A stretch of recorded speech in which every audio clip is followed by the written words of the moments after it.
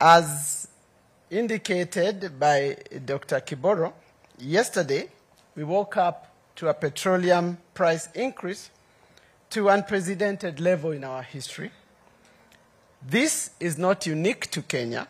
I think I've just been looking at the various comparisons elsewhere. Doesn't make it feel better, but it points critically to the fragility in the energy sector and the fundamental question of energy security.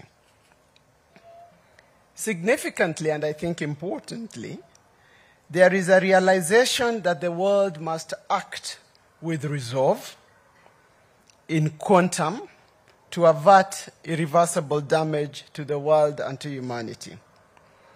This is the reality that was pronounced out of Glasgow yet again, COP26, and it has sparked across the world a very intense discourse among policymakers as well as stakeholders within the energy sector on the energy transition.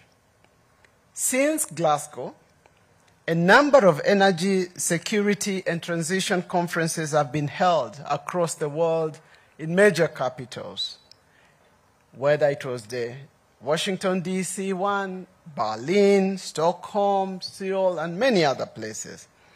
All this happening in the midst of a raging war between Ukraine and Russia, and discussions have, in my view, need to have the accent of the various nuances, particularly the African reality in this regard.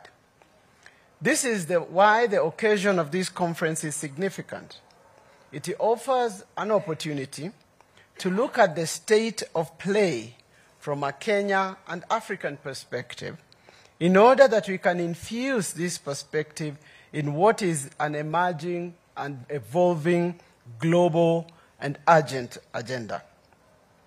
In view of the fact that this challenge will be with us into the future, it is my hope that this convening can be a signature annual event that offers an opportunity to take stock of the state of energy within our country, within the region, and globally, and that will provide for us a place of review of this strategic issue today and going forward. When Sir David Attenborough was introducing Glasgow, COP26, he said as follows, and he said a lot of things, but one sentence captured my mind. He said, "There is no going back. No matter what we do now, it is too late to avoid climate change, and the poorest, the most vulnerable, those with the least security, are now certain to suffer."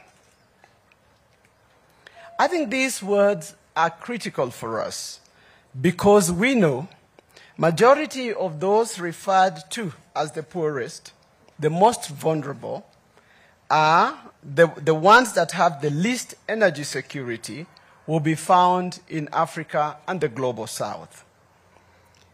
As indicated once again by one of the previous speakers, in a matter of visual representation, Africa remains a dark continent, except for its northern and southern tips. According to the International Energy Agency statistics, we know that more than 2/3 of the African population, 75% of them being in sub-Saharan Africa, have no electricity. In many countries, this translates into less than 5% of connectivity of power to the people. Furthermore, in spite of the abundance of these resources, very few countries have developed their renewable resources. Ladies and gentlemen, this conference is a continuation of Kenya's commitment to provide clean, reliable, and affordable energy that services not just our people, but our industry, as well as contributes to our international commitments in terms of the journey to net zero. As a leader in renewables today, as we all know, I am sure everybody in this room does, We have more than 75% of installed green energy, with a 92% daily dispatch from our grid. In spite of this, we must not lose sight of how far we have yet to go in our commitment to meet the needs of all Kenyans. It is this realization that is guiding our efforts to maintain air leadership, but also to carry along our neighbors and sisterly nations around us, because we know and believe we must work together in order to derive the desired outcomes. Ladies and gentlemen, the next 2 days will therefore be critical. They offer all of us an opportunity to forge a shared vision and purpose, not just for this country, but also, we believe, for the region. Because as General Madede indicated, our prosperity, the promise of our prosperity, is inextricably linked to this region and to humanity as a whole.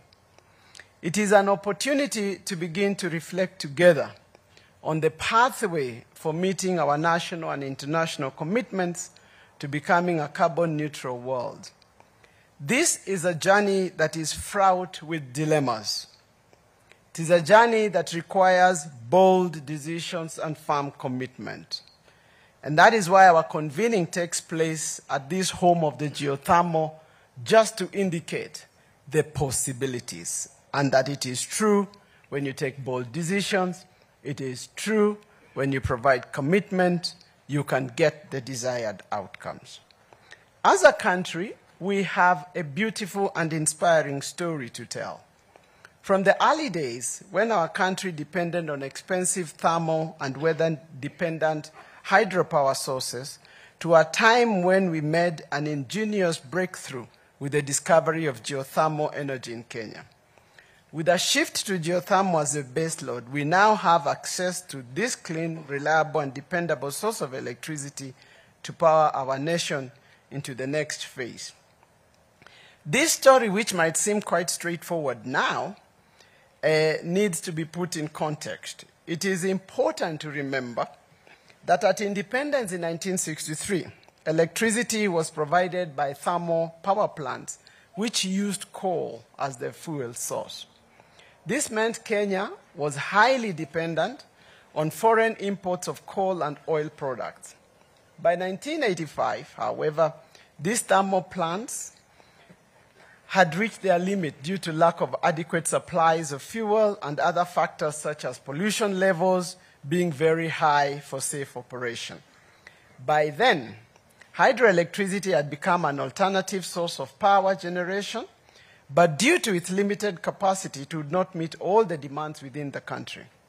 For those who remember the period between the 80s and 2000, electricity access to our nation was at its lowest in comparison to the growing population. As a country at that point, we made a deliberate move to diversify our sources of power generation by introducing geothermal energy, which has now become an important source for meeting Kenya's growing demand for electricity.